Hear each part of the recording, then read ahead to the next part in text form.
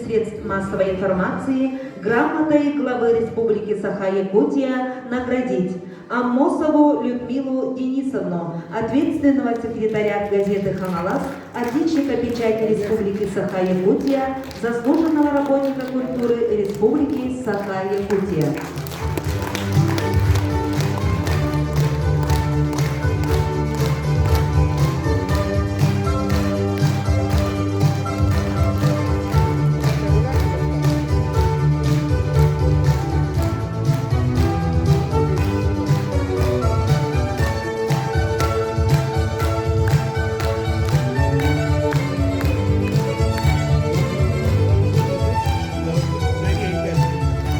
За вклад в укрепление государственности, социально-экономическое развитие республики и многолетнюю безупречную муниципальную службу наградить почетным знаком отличник муниципальной службы Республики Саха-Якутия Индееву Любовь Васильевну, заместителя главы муниципального образования Сидорынский наслед.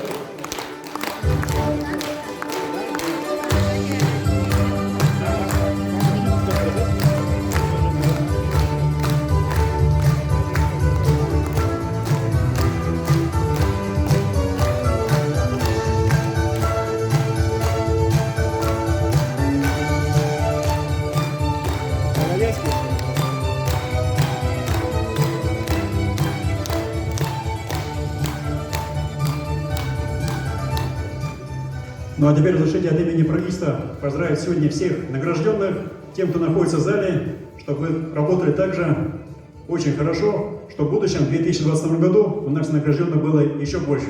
Спасибо.